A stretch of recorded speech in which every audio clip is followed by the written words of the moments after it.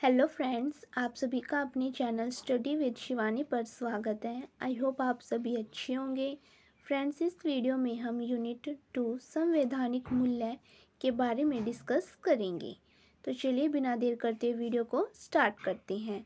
अगर आप ऐसी वीडियोस देखना चाहते हैं तो कृपया हमारे यूट्यूब चैनल को सब्सक्राइब करना न भूलें। वीडियो को लाइक एंड शेयर ज़रूर करें। इस वीडियो में हम इन सभी टॉपिक्स को कवर करेंगे। ठीक है, तो सबसे पहले हमारा आता है न्याय। न्याय शब्द का अंग्रेजी अनुवाद है जस्टिस। ठीक है, जो जस्टिस है शब्द वो लैटिन भाषा के जस्ट से बना है, जिसका अर्थ होता है बांधना या फिर जोड़ना।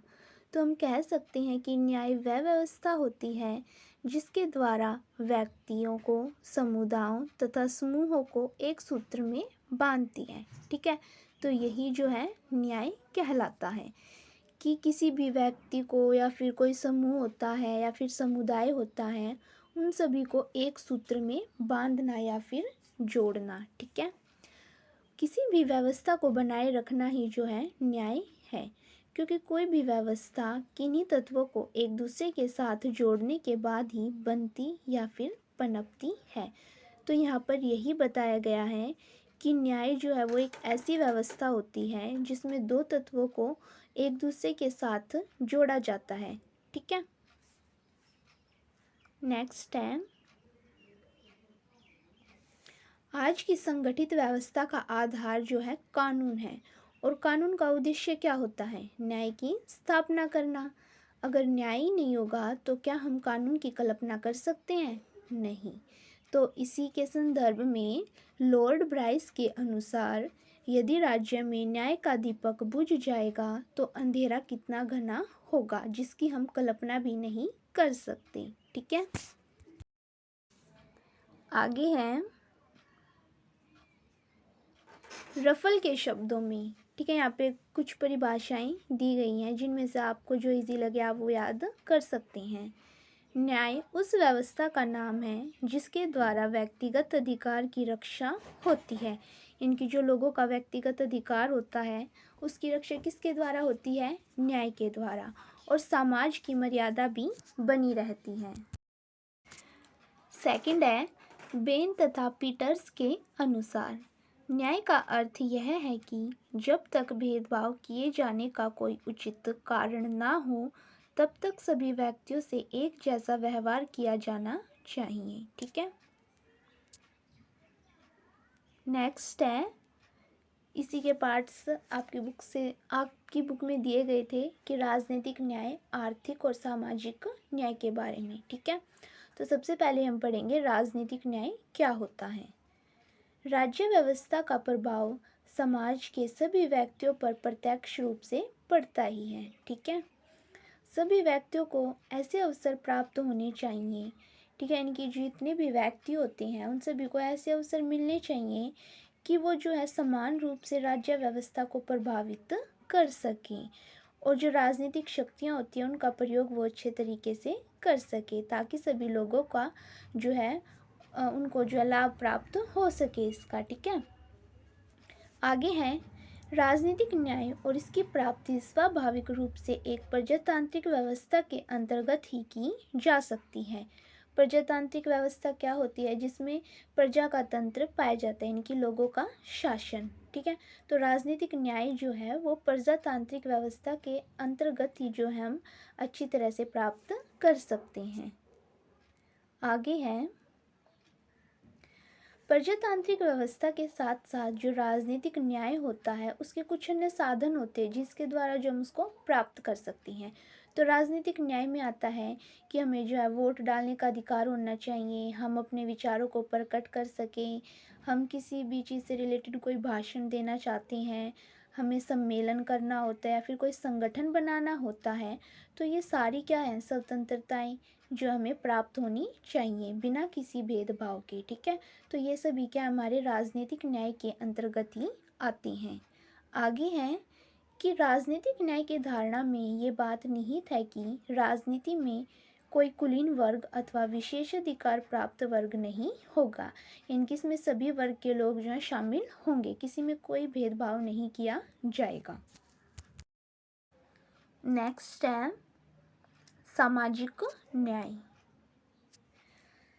सामाजिक न्याय का अर्थ है या फिर आशय है कि नागरिकों के बीच में सामाजिक स्थिति के आधार पर किसी भी प्रकार का भेदभाव नहीं किया जाना चाहिए, और जो प्रत्येक मनुष्य होता है, व्यक्ति होता है, उसको अपने आत्म विकास के लिए यानी कि अपना अच्छे से विकास करने के लिए क्या है, उसे अवसर प्राप्त होने चाहिए। यही जो है सामाजिक न्याय कहलाता है। ठीक है, अच्छे जीवन के लिए क्या है, व्यक्ति को आवश्यक परिस्थितियां जो है प्राप्त होनी चाहिए, जिससे वो अपना जीवन यापन कर सके।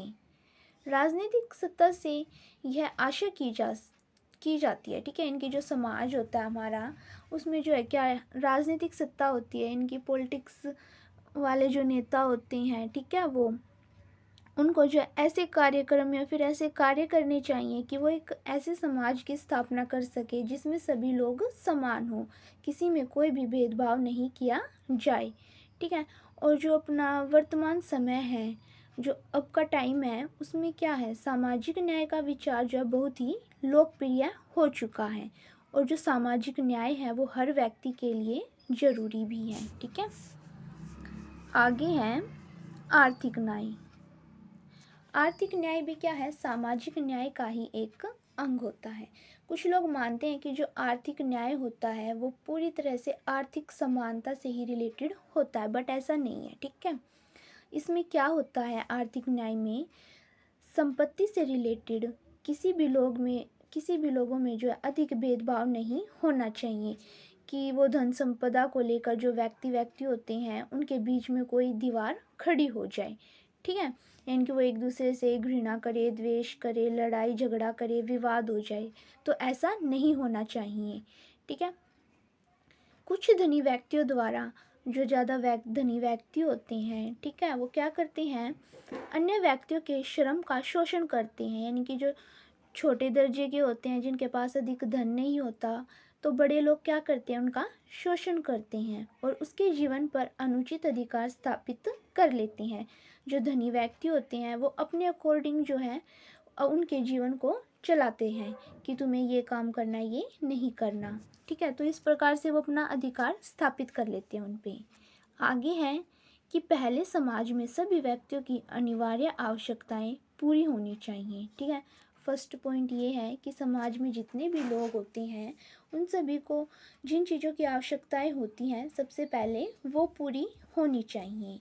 उसके बाद ही जो गिने चुने लोग होते हैं उनको क्या है, आरामदायक आवश्यकताओं या फिर जो विलासिता की आवश्यकताएं होती हैं उनकी, वो पूरी की जानी चाहिए।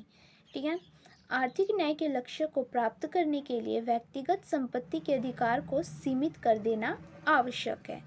ठीक है, नेक्स्ट है स्वतंत्रता। ठीक है, जो स्वतंत्रता शब्द है अंग्रेजी प्राय यानी कि अंग्रेजी में इसको लिबर्टी बोलते हैं। ठीक है, ये लैटिन भाषा के लिबर शब्द से बना हुआ है, जिसका अर्थ होता है मुक्त, स्वतंत्र या फिर बंधनों का अभाव होना। ठीक है, तो स्वतंत्रता का अर्थ ये बताया गया है कि किसी भी बंधन से मुक्त होना या फिर स्वतंत्र होना। और स्वतंत्रता का सही अर्थ प्रोफेसर लोस्की के अनुसार उस वातावरण की स्थापना से है जिसमें मनुष्यों को अपने पूर्ण विकास के लिए अवसर प्राप्त होते हैं। ठीक है, आगे है मैकियावेली के अनुसार, यहाँ पे कुछ परिभाषाएं दी गई हैं।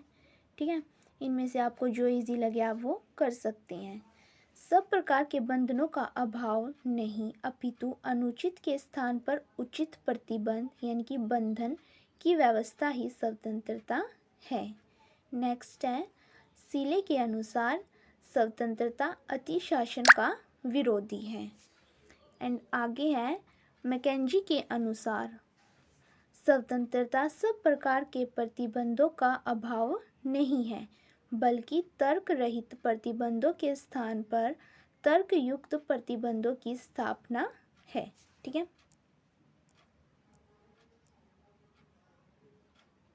जो स्वतंत्रता का अधिकार होता है ना, वो क्या है, नागरिकों को एक गरिमापूर्ण जीवन जीने की स्वतंत्रता की गारंटी देता है। तो यहाँ पे जो भारतीय संविधान है उसके अनुच्छेद 19, 20, 21 ए और 22 में दिए गए हैं। तो अनुच्छेद 19 में बताया गया है कि लोगों को यानी कि नागरिकों को स्वतंत्रता से संबंधित 6 अधिकारों का संरक्षण दिया गया है, यानी कि उनको स्वतंत्रताएं दी गई हैं। ठीक है, अनुच्छेद 19 के अंतर्गत सबसे पहले बताया है भाषण और अभिव्यक्ति। इसके अंतर्गत आता है कि प्रत्येक नागरिक को जो है भाषण देने तथा अपने विचारों को प्रकट करने की स्वतंत्रता प्राप्त होती है। कोई भी नागरिक बोलकर या लिखकर अपने विचारों को प्रकट कर सकता है। सेकंड इन्होंने बताया है सभा। ठीक है, थर्ड है संगठन, यानी कि कोई भी संगठन वो अपना बना सकते हैं, कोई भी संस्था। ठीक है, संघ बनाने की भी स्वतंत्रता होती है। नेक्स्ट बताया इन्होंने आंदोलन, यानी कि वो शांतिपूर्वक आंदोलन कर सकते हैं। नेक्स्ट है निवास स्थान। भारत में क्या है, लोगों को किसी भी भाग में रहने तथा बसने की स्वतंत्रता प्रदान है कि वो जिस स्थान पर रहना चाहते हैं वहाँ पर रह सकते हैं। नेक्स्ट है पेशा, कोई भी व्यवसाय कर सकते हैं, व्यापार कर सकते हैं, इन सभी की जो है छूट नागरिकों को दी जाती हैं। ठीक है, नेक्स्ट है अनुच्छेद 20, अपराधों के लिए सजा के संबंध में संरक्षण। अनुच्छेद 20 में बताया गया है कि किसी व्यक्ति को किसी ऐसे कानून का उल्लंघन करने पर दंड नहीं दिया जा सकता जो कानून उसके अपराध करते समय लागू नहीं था। ठीक है, अनुच्छेद 21, जीवन और व्यक्तिगत स्वतंत्रता का अधिकार। ठीक है, नेक्स्ट है अनुच्छेद 21 ए, प्रारंभिक शिक्षा का अधिकार। ठीक है, इसमें बताया गया है कि 6 वर्ष से 14 वर्ष तक के प्रत्येक बच्चे को निःशुल्क और अनिवार्य प्राथमिक शिक्षा पाने का कानूनी अधिकार है। ठीक है, एंड लास्ट है अनुच्छेद 22, कतिपय मामलों में गिरफ्तारी और निरोध से संरक्षण। ठीक है, आगे है समानता। हमारे संविधान के अनुच्छेद 14, 15, 16, 17 और 18 के तहत समानता का अधिकार दिया गया है। ठीक है, इस लेख में नागरिकों को कानून के समक्ष समान व्यवहार और कानून की समान सुरक्षा, सार्वजनिक रोजगार में समान अवसर सुनिश्चित करते हैं और भेदभाव और अस्पृश्यता को रोकते हैं, जो कि सामाजिक बुराइयां हैं। ठीक है, यानी कि समानता शब्द का अर्थ है कि देश के कानून के सामने जितने भी लोग हैं, जितने भी नागरिक हैं, उन सभी के साथ एक जैसा व्यवहार किया जाएगा। किसी के भी साथ उसकी लिंग, जाति, नस्ल, धर्म या फिर जन्म स्थान के आधार पर कोई भी, ठीक है, अनुचित व्यवहार नहीं किया जाएगा।